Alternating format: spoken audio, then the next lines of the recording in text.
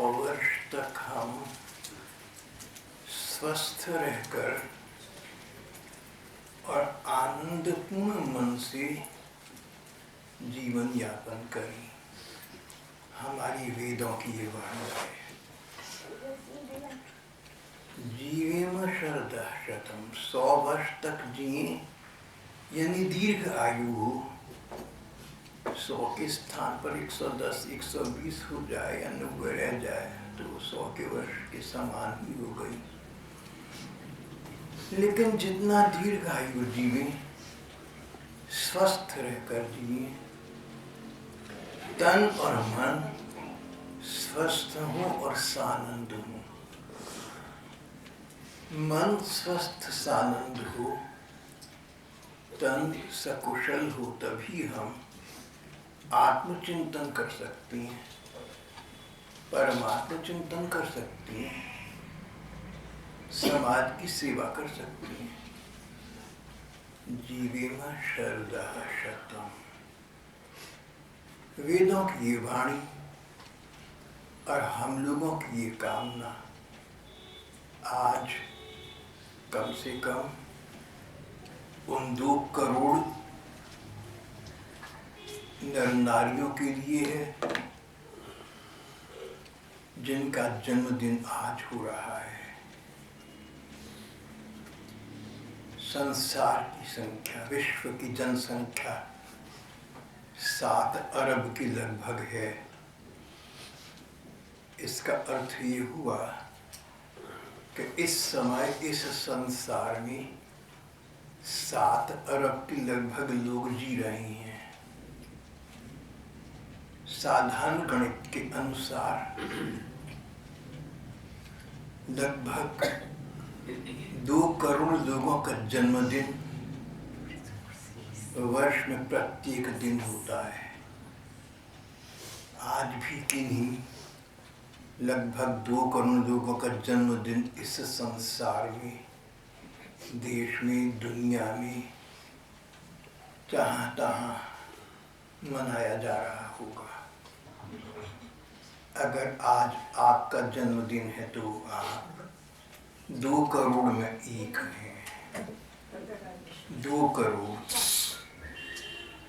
2 करोड़ कितना होता है आप लोग जानते हैं।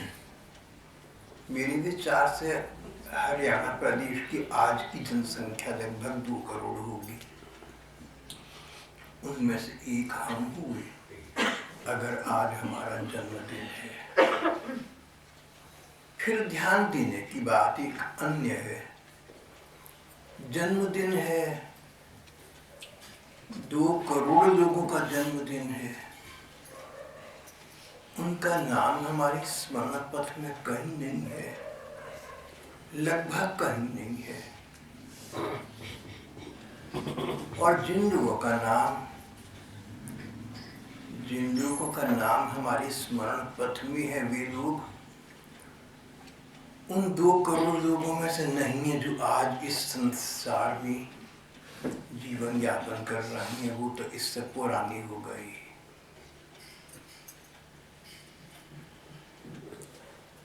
उनका जन्मदिन हम स्मरण कर रहे हैं, उनका जन्मदिन हम मना रहे हैं। उनके जन्मदिन का सुख है आज हमें।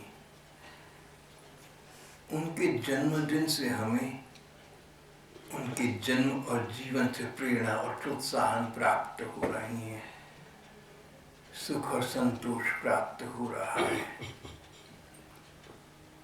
आश्चर्य किसी बात है ना ये, कि जिन 2 करोड़ लोगों का जन्मदिन हम आज मना रहे हैं, उनके अतिरिक्त उनसे पूर्वकालीन हमारे पूर्व युग में हुए महामना पंडित मदन मोहन मालवीय जी महाराज, नाम लेकर ही ऐसा लगता है कि हम पवित्र हो गए। मदन मोहन मालवीय का नाम इस देश में विख्यात इसलिए हुआ कि उन्होंने कदाचित काशी विश्वविद्यालय की स्थापना की थी। पर मेरे स्मरण पथ में माननीय मालवीय जी का नाम आता है इसलिए उन्होंने वैष्णवोचित जीवन यापन किया। अपने जीवन काल में वैष्णवता के सिद्धांत निभाए। कभी कभी माननीय पंडित मदन मोहन मालवीय जी महाराज यदा कदा श्रीमद् भागवत की कथा कहती थी। कथा सुंदर होती, सुमधुर होती। उनकी कथा वक्तृता में मानो अमृत की धारा प्रवहमान हो जाती और इस प्रकार की उनके श्रीमद् भागवत के एक प्रवचन में उपस्थित थे संसार की जानी मानी विख्यात महापुरुष भारत के राष्ट्रपिता महात्मा गांधी।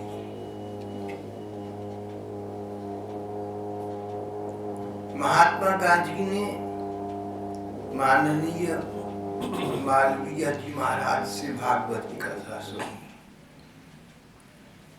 महात्मा गांधी ने आत्मकथा लिखी। गांधी जी के आत्मकथा कईयों ने पढ़ी होगी, सुनी होगी। आत्मकथा में गांधी जी कहते हैं एक स्थान पर, कहते हैं मैंने गुजराती भाषा में भागवत पहले भी थोड़ा सा पढ़ी थी, पर जिस दिन पंडित मदन मोहन मालवीय जी महाराज के श्रीमुख से श्रीमद् भागवत की अमृत वाणी का श्रवण किया, मुझे लगा, गांधी जी कहते हैं, मुझे लगा कि भागवत का विशिष्ट परिचय, श्रीमद् भागवत का वास्तविक परिचय तो मुझे आज ही प्राप्त हुआ है। राष्ट्रपिता यहाँ तक कह गए कि अगर इस प्रकार की श्रीमद् भागवत का पारायण, इसका कथा पाठ जैसा मालवीय जी ने किया वैसा देश दुनिया में जहाँ तहाँ हो तो देश और दुनिया का कल्याण हो जाएगा। चर्चा चली थी आपसे इस बात की कि आज नित्य प्रति की भांति वर्ष के 365-66 दिनों की भांति आज भी कोई विशेष बात तो नहीं है। जैसी 365 दिन होती है, जैसी 366 दिन होती है, वैसी आज है। 2 करोड़ लोगों का जन्मदिन है आज, पर हम इस जन्मदिन पर स्मरण कर रहे हैं पूज्यपाद माननीय महामना मालवीय जी महाराज का श्रीमद् भागवत की सफल सप्ताह कथा कहने वाली जो बनी, राष्ट्रपिता गांधी जी को प्रभावित करने वाली मदन मोहन मालवीय। करोड़ों लोगों का जन्मदिन हो, पर वास्तव में जन्मदिन तो वो है उस व्यक्ति का है जो चला जाए संसार से, पर अपना नाम छोड़ जाए जन समाज में, जन समूह में, जन सामान्य में। और उससे पूर्व महामना मालवीय जी महाराज से बहुत पूर्व, लगभग 2000 वर्ष पहले हमारी संसार को भगवत प्रेम से, जीव मात्र के प्रति करुणा से संचरित करने के लिए उत्पन्न हुए महात्मा ईसा, प्रभु यीशु मसीह करुणा के अवतार, जीव मात्र के प्रति स्नेह रखने वाली। कोई भाई बहन ऐसा न समझे कि मालवीय जी हिंदू थे या हिंदुस्तानी थे। मालवीय जी तो विश्व के नागरिक थे, सारा संसार उनका परिवार था। जीव मात्र के प्रति उनकी हितैषिता थी और यही बात लागू होती है महात्मा ईसा पर। कोई ईसाई भाई समझे कि ईसा हमारी खास पैगंबर हैं तो मैं उनसे कहूँगा भैया ऐसा न कहो, प्रभु यीशु को सीमित न करो, उनको छोटा न बनाओ। ईसा तो महान थे, इतने महान जितना विश्व महान है। ईसा ने जीव मात्र के प्रति स्नेह की भावना रखी। जिन विधर्मियों ने उनको मृत्यु के कराल काल के गले उतार दिया, उनकी भी शुभकामना की। व्यक्ति वही है, उसी का नाम इतिहास में आता है, वही स्मरणीय बन जाता है। जो जीव मात्र के प्रति हितैषिता का हार्दिक भाव रखता हूँ, मालवीय जी हूँ या ईसा हूँ, इस प्रकार के सभी महापुरुष सभी देशों में सभी स्थानों पर एक ही संदेश देकर गए, एक ही स्पष्ट संकेत दे गए, भैया बैरी से भी तुम बैर मत करना, बुरे के साथ भी बुराई मत करना। कोई तुम्हारा बुरा करे, कोई तुमसे बैर बांधे, तुम बैर बुराई तो करना ही नहीं, मन से उस व्यक्ति का हित चिंतन करना, उसका भला चाहना। तो तुम ईसा की और मदन मोहन मालवीय की कैटेगरी में, उनके वर्ग में आ जाओगे।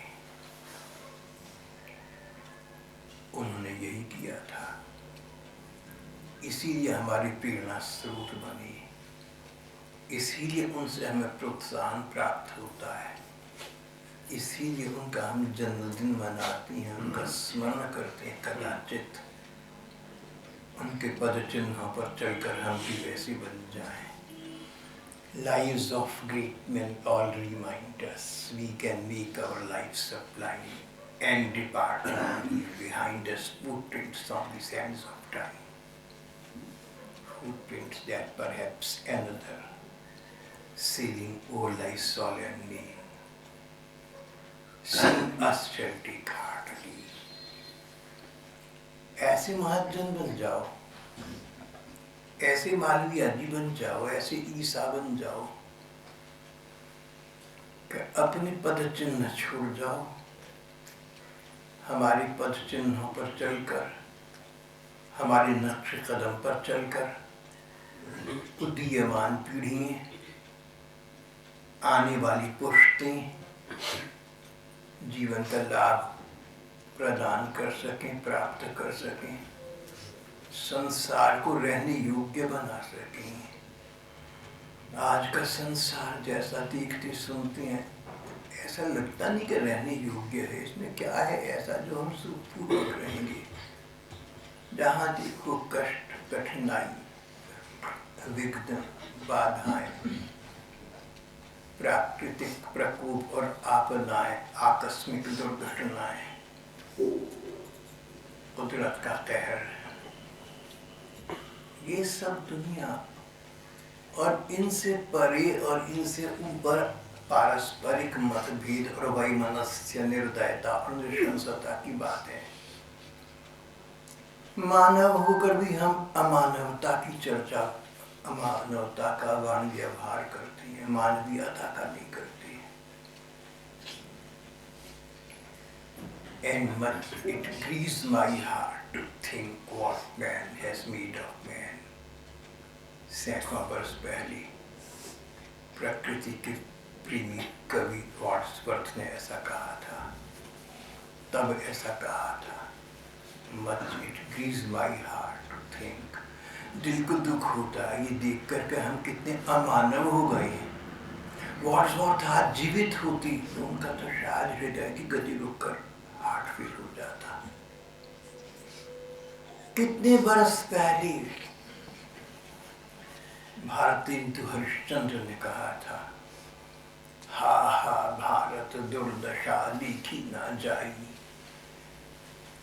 100-150 वर्ष पहले भारतेंदु देश की दुर्दशा देख न सके, दिल ने दुख पाया, तो आज क्या करते, कैसे जीवित रहते। पर बात वहीं वापस आ रही है। ऐसे भी तो हुए ईसा जैसे, मदन मोहन मालवीय जैसे, और ऐसे भी कई होंगे जिनका नाम इतिहास में नहीं आया, जिनका नाम समाचार पत्रों में प्रकाशित नहीं हुआ, जिनका नाम दूरदर्शन की वाहिकाओं पर उल्लिखित नहीं हुआ, पर संसार में है, समाज में है, कल्याण कर आ रही हैं। इस प्रकार के सभी महज्जनों को आज के दिन हुए हों, किसी और दिन हुए हों, नतमस्तक होकर हम प्रणाम करते हैं। फिर बात चलाएं अगली, लगभग 5,500 बरस पुरानी वार्ता है। 500 बरस पहले सूरदास जी हुए। कहने को अंधे थे, पर हम आँख वालों से अधिक अच्छी निगाह रखती थी, अंतर्दृष्टि खुली हुई थी। मन की आंखों से श्री भगवान के सजीव सचल दर्शन प्राप्त कर सकते थे।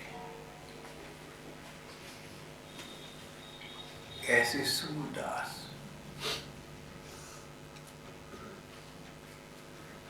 सूर सूर तुलसी ससी, सूरदास तो हिंदी साहित्य के सूर्य थे मानो।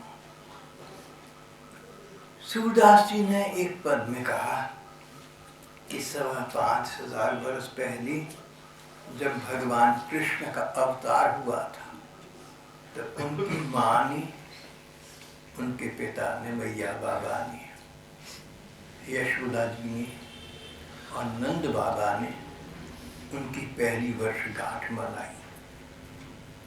आज मेरे ललन की पहली बरसगांठ रे, आज मेरे ललन की पहली बरसगांठ रे। आज हमारा लाड़ला कन्हैया, आज हमारी नैनों का तारा कृष्ण, लाड़ला प्यारा सा श्याम सुंदर सांवरा सगुना मंजुल मुखड़ा जिसका 1 बरस का हो गया। जन्मदिन मनाने की परंपरा भारत से आरंभ हुई, 5,500 वर्ष पूर्व आरंभ हुई। जहां तक मुझे पता है उतना कह रहा हूं, अधिक किसी भाई बहन को पता हो ऐसा हो सकता है। मेरा तो सीमित अध्ययन है, सीमित से अध्ययन के आधार पर कह रहा हूं कि श्री कृष्ण की जन्मगांठ मनाई 5,500 वर्ष पहले मनाई गई। उससे पहले किसी के वर्षगांठ मनाई गई हो ऐसा हो सकता है, पर इतिहास में उसका उद्धरण मुझे उपलब्ध नहीं हुआ। जो भी हो, एक बात तो निरतिशय स्पष्ट हो गई, जन्मदिन मनाने की परंपरा बाद में नहीं आई। ये कलयुग की देन नहीं है, ये पाश्चात्य देशों की, पश्चिम देशों की देन नहीं है, भारत की है, इस देश की है। ऐसा नहीं है कि मैं भारतीय हूं इसलिए कह रहा हूं, ऐसा नहीं है कि मैं हिंदू हूं इसलिए कह रहा हूं। हिंदू हूं, भारतीय हूं, सो तो है, पर मन की बात करूं तो मैं तो विश्व का नागरिक हूं। सारा संसार मुझे अपना लगता है, सारी पृथ्वी अपना घर लगती है, सारा संसार अपना परिवार लगता है। किसी दूर देश में नृशंस हत्याएं, अन्याय, अत्याचार होते हैं तो मेरा दिल यहाँ दुख पाता है, खाना खाने को दिल नहीं करता, सभी सामान लगते अपने लगते हैं।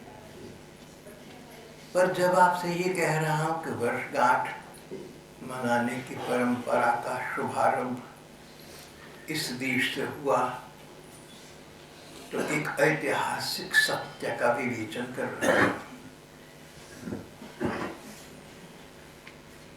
जैसे आप कहें कि रोमन एम्पायर के तानाशाह जूलियस सीजर हुई है, आप कहें कि इटली में नेपोलियन हुए, या आप कहें कि जर्मनी में हिटलर हुए,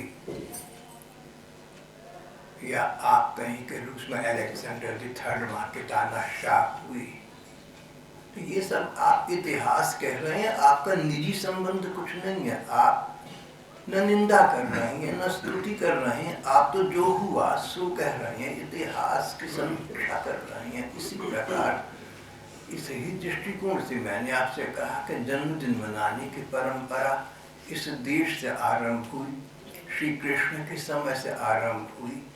हम भाई बहन उस परंपरा को यथावत स्वीकार करें, परिपालन करें, तो हमारे आत्महित में होगा, हमारा अपना कल्याण होगा, देश कल्याण होगा। सो करना चाहिए। समय के अंतराल में, समय के प्रवाह के साथ साथ जन्मदिन मनाने की परंपरा कभी लुप्त प्राय हो गई हो, ऐसा हो सकता है। उसका पुनरारंभ कदाचित कभी हुआ, उसको भी हो सकता है, पर इतिहास पर क्या नहीं करता।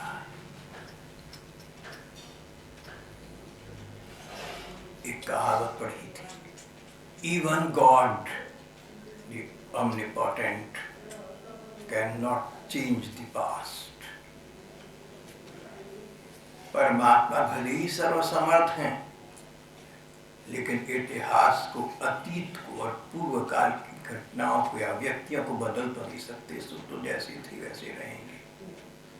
इसमें निंदा क्या, स्तुति क्या, ये तो इतिहास की समीक्षा है, उसका विवेचनात्मक अध्ययन है। सो ही हम कर रहे हैं जब कहते हैं कि जन्मदिन का मनाने का आरंभ लगभग श्री कृष्ण के अवतारी काल से हुआ, 5,500 वर्ष से हुआ। आज मेरे ललन की पहली बरसगांठ रे। कहीं कहीं ऐसा विवरण आता है कि जब श्री कृष्ण थोड़े से बड़े हुए, अबोध भोली बच्चे थे, पर उमंग उत्साह, उमंग तरंग उनके जीवन का अनिवार्य अंग था।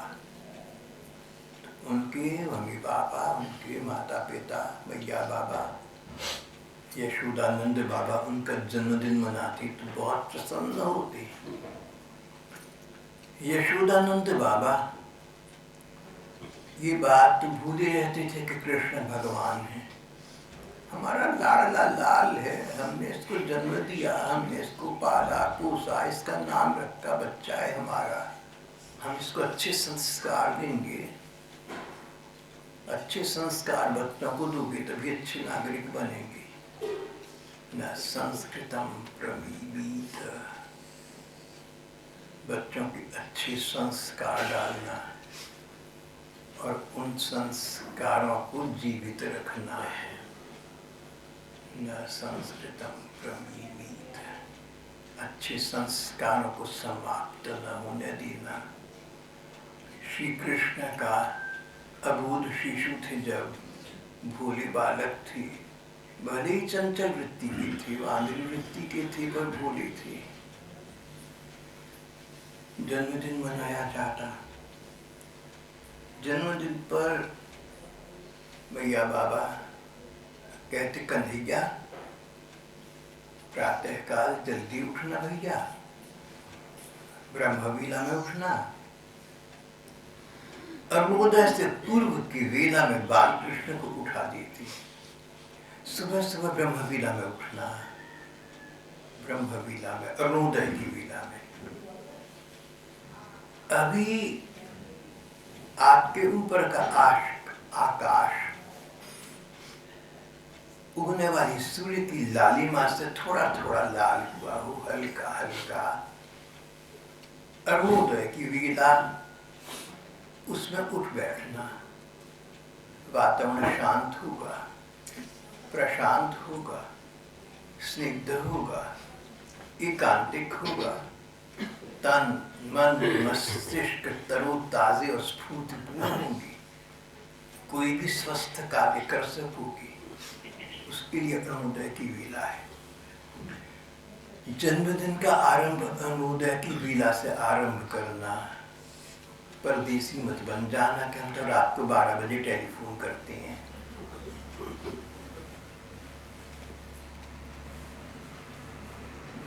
प्रत्येक देश के देशवासियों तक अगर मेरा संदेश पहुंच सके तो मैं कहूँगा, भैया अपने देश की संस्कृति को जीवित रखो।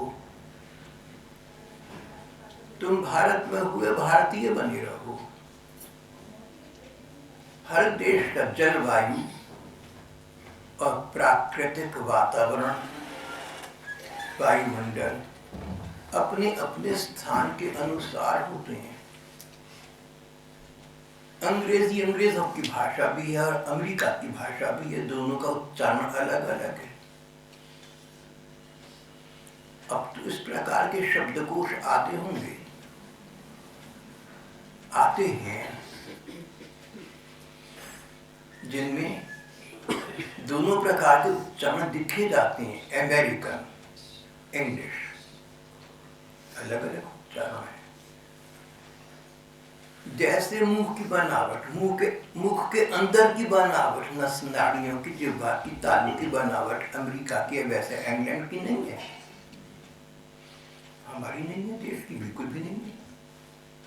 भाव ये सब देश अच्छी हैं, अच्छाई बुराई सब देशों में है, हमने सबकी अच्छाई लेनी है, सो ठीक है, पर रहना अपने देश की बनकर।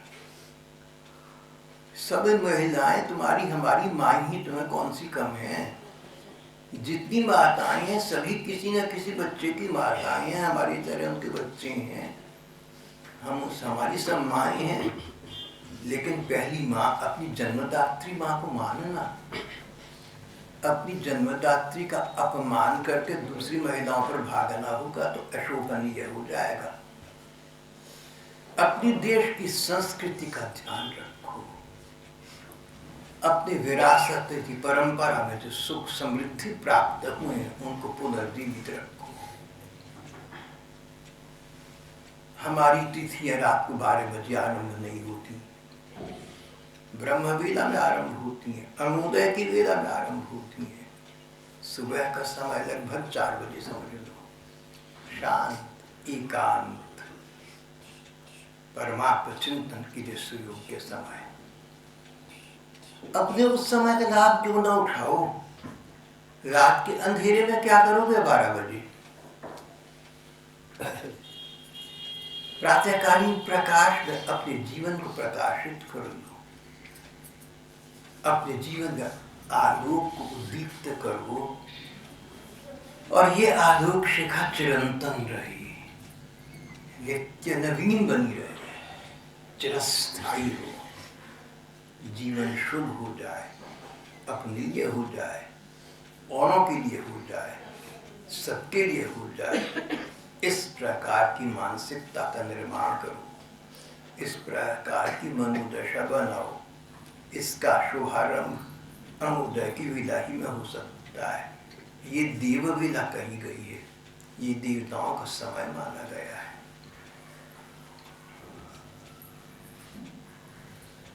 श्री कृष्ण को मैया बाबा कहती, लाडली कन्हैया तेरा जन्मदिन है, आज सुबह सुबह उठ जा भैया।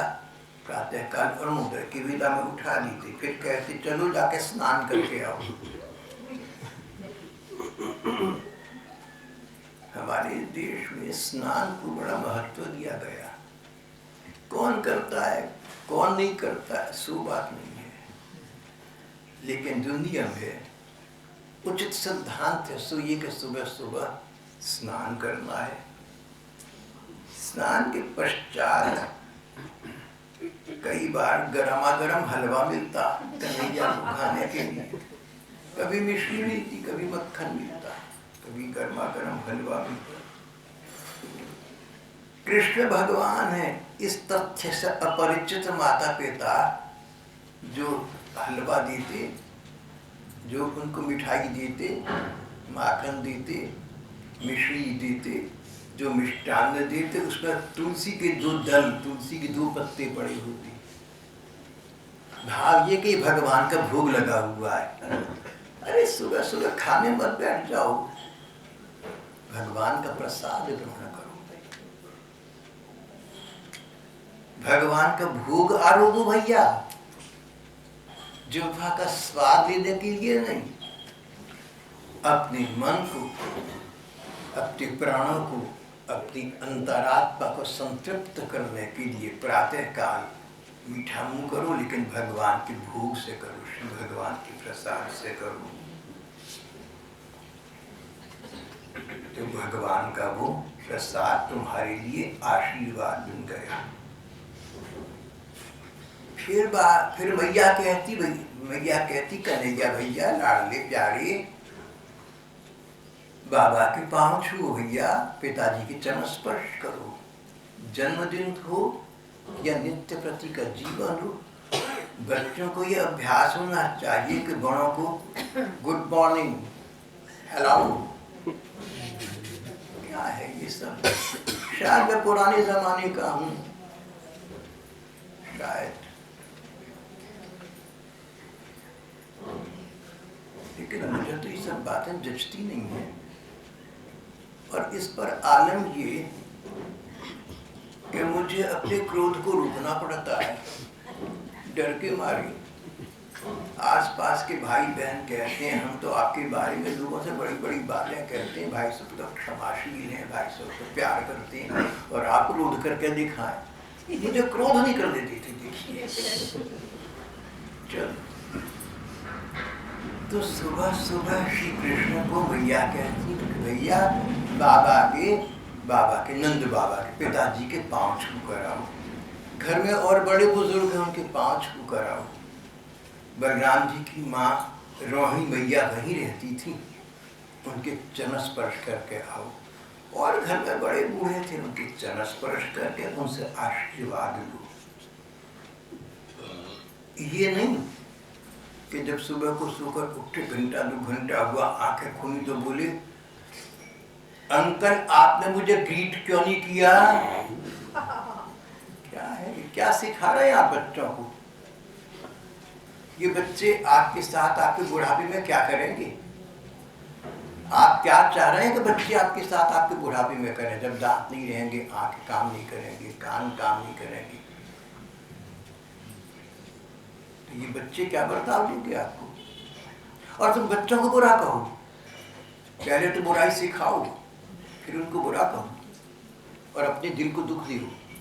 क्या संस्कृति है ये, क्या विरासत है हमारी ये। नहीं, यशोदा मैया ने कहा, लाडली कन्हैया जा, नंद बाबा के पांव छूकर आ बच्चा, रोहिणी मैया के पांव छूकर आ। भले भगवान होंगे, लेकिन बाल लीला कर रहे हैं, तो बच्चों को जो माता पिता को उचित शिक्षा देनी चाहिए, सो भी नहीं है।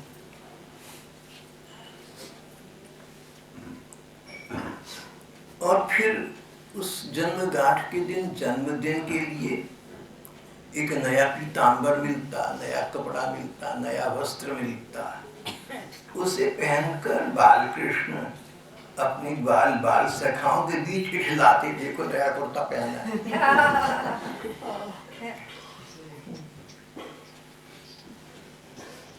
दोपहर में ब्रह्म भोज होता, ब्राह्मणों को, साधु संतों को और अतिथियों को, गण्यमान्य अपने जनों को बुलाया जाता, उनका प्रीति भोज होता, उनको सम्मान पूर्वक खाना खिलाया जाता। उसके पश्चात आमंत्रित ब्राह्मण उच्च स्वर में वेद पाठ करते, जीवे व श्रद्धा शतम। और फिर मंगल वाचन तो पहले हो चुका होता था। ओम गणानाम त्वा गणपति हवामहि प्रियाणाम त्वा प्रियपति हवामहि।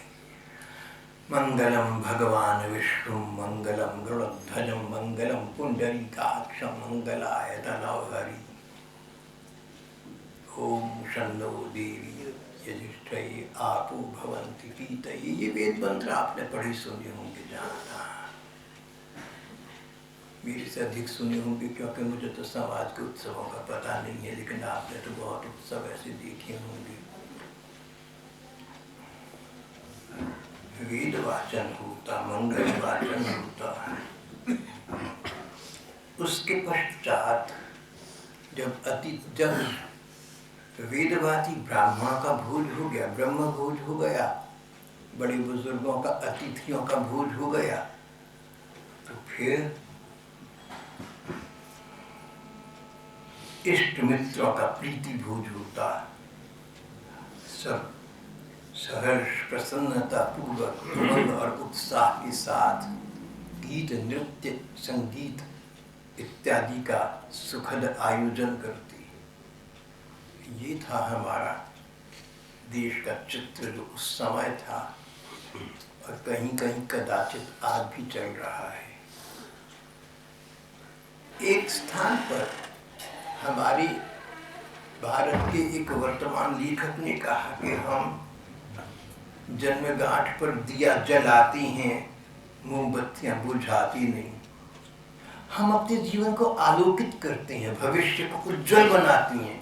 हम पुरानी बातों को याद करके अंधेरा नहीं करा करते, मोमबत्ती बुझा दो भाई। हम पुरानी बातों को रोना नहीं जानते। Let it get passed by it's act. जो हो गया, खत्म हो गया, उससे शिक्षा ग्रहण करो, आगे के जीवन को उज्जवल बनाओ। दीप दान करो, दीवा जलाओ, जीवन उज्जवल प्रकाशित। Act in the living present.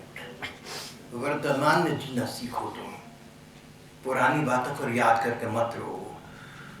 Heart with in and God overhead.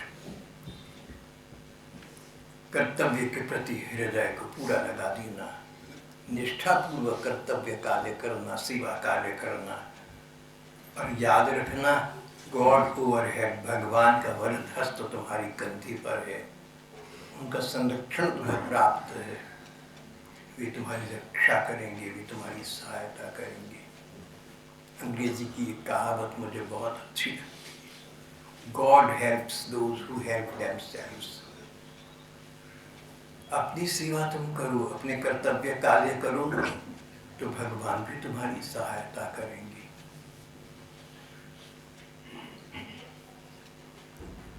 पूजा पाठ के समय दिया जलाती हैं। दिया हवा के झोंके से बुझे नहीं, इसके लिए व्यवस्था करती हैं। पवित्र अग्नि को फूंक मारकर नहीं बुझाती। एक जन्मदिन ही क्यों, आगे के भी सभी जन्मदिन सुखमय हों, स्वस्थ रहकर शतवर्ष जीने का वही गीत, उसका गान करें, उसका उद्घाटन करें, उसका उच्चारण करें, कितना अच्छा होगा। और फिर जन्मदिन मनाने के लिए, अपना जन्मदिन मनाने के लिए भाई बहन अपने जन्म को, अपने जीवन को, अपने जन्मदिन को आध्यात्मिक रूप दीवें, आध्यात्मिक रूप दीवें। जन्मदिन से पूर्व ही जन्मदिन की विशेष दिनचर्या निर्धारित कर लें। मौन रहकर नाम जप करने का नियम लें, ध्यान और प्रार्थना का नियम लें। एकांत में, घर में या घर से बाहर जाकर भगवान का स्मरण करें। ध्यान में अपने इष्ट ठाकुर से प्रार्थना करें, वार्तालाप करें, मन की बात भगवान से कहें। भगवान सबसे अपने हैं, सबसे अच्छे हैं, सदा के लिए हैं। एक दिन शरीर न रहेगा, कदाचित संसार भी न रहेगा, पर भगवान तो रहेंगे, और उन अजर अमर ठाकुर का चिंतन आज करके हम भी उन अविनाशी के प्रभु के साथ नाशवान हम भी तो अविनाशी हो जाएंगे। भैया अपने जीवन को अमर बना लो, अक्षय बना लो, अनश्वर बना लो। भगवान के प्रति प्रेम बढ़ाने वाली साहित्य का अध्ययन करें। जब आप स्वाध्याय करें, धर्म ग्रंथ पढ़ें, भगवान के प्रेम से संबंधित पुस्तकें पढ़ें, तो कितनी देर पढ़ी इस बात को महत्व ना दे। 2 घंटे पढ़ा मैंने। महत्व इस बात को देख प्रगाढ़ चिंतन कितनी देर किया, समय की अवधि को नहीं, प्रगाढ़ता को, मनन को। 2 घंटे जब करा, 2 घंटे किताब पढ़ी, 2 घंटे भागवत पढ़ी, अच्छा किया। पर 2 घंटे के स्थान पर 10 मिनट हम आंखें बंद करके या आंखें मीच के भगवान के रूप का ध्यान करते, उनके चरणों में माथा टिकाते, उनका भगवान का वरद हस्त हमारे कंधे पर होता, हम उनसे आशीष प्राप्त करते। 10 मिनट का ये प्रगाढ़ ध्यान कहीं अधिक महत्वपूर्ण है और जीवन को आलोकित और प्रकाशित करने वाला है।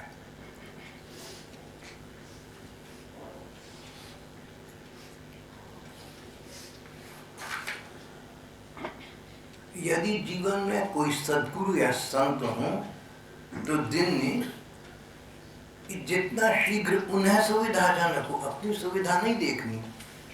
महाराज जी की सुविधा, संत की सुविधा, गुरु जी की सुविधा देखनी है। जीवन में कोई सद्गुरु या संत हो तो दिन में जितना अधिक शीघ्र उन्हें सुविधाजनक हो उनके दर्शन के लिए जाएं। सामर्थ्य के अनुसार कोई भेंट अर्पण करें, उपयोगी भेंट अर्पण करें। अपनी उन्नति अवनति के विषय में उनसे पूछें, अपनी प्रगति के लिए दिशा निर्देश प्राप्त करें।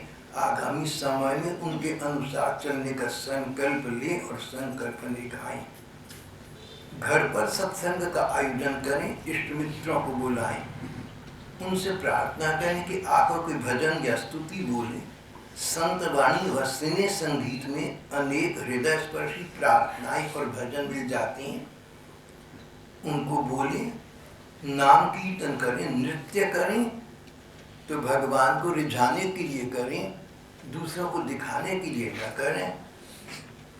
आरती करें, लाए और आए खाद्य व पेय पदार्थों का पहले भोग लगाएं, प्रसाद रूप में प्रीति भोज करें। और जन्मदिन समारोह की व्यय सूची में आवश्यकताग्रस्त जनों को, जिन्हें प्रायः स्वादिष्ट व्यंजन नहीं मिलते, भाग अवश्य दें। परमपिता परमात्मा ममतामयी माँ की भांति हैं, अपनी अपेक्षा अपनी सृष्टि की सेवा से अधिक संतुष्ट होती हैं।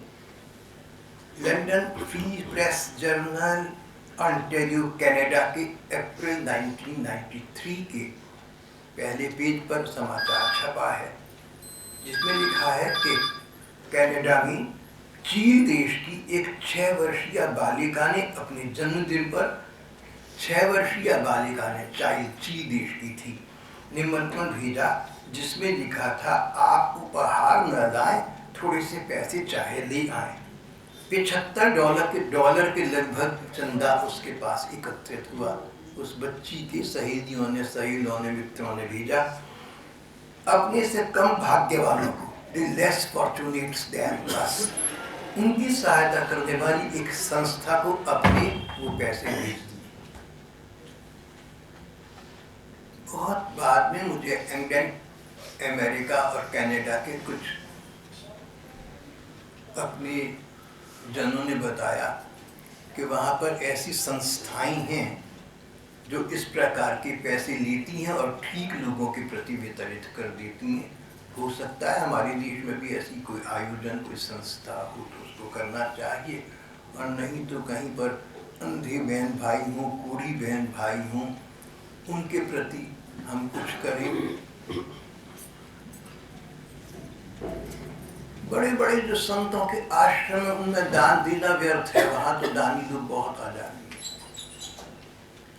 अब जो दिन है, जो हमारा युग है, वो इस प्रकार की संत सेवा के लिए नहीं है कि जिन संतों के पास करोड़ों रुपया है आप उसमें करोड़ों को अरबों बना दें। नहीं भैया, सड़क चलते गरीबों को देखो जिनको दो रोटी नसीब नहीं होती, ऐसे ऐसे लोग आदमी है, उनकी सहायता हो सके तो सीधी सेवा सहायता करो, भगवान संतुष्ट होंगे। सच्चे जो संत जन है वो भी संतुष्ट होंगे।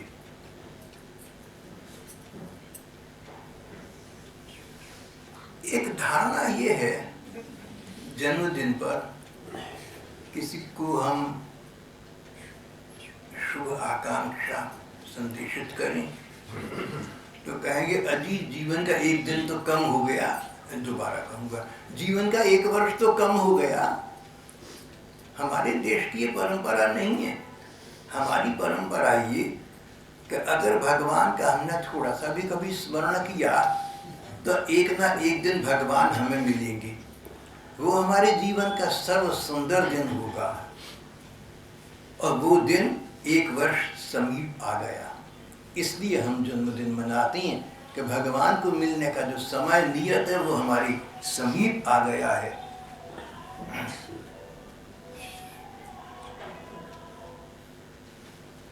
तो यहाँ पर हमारा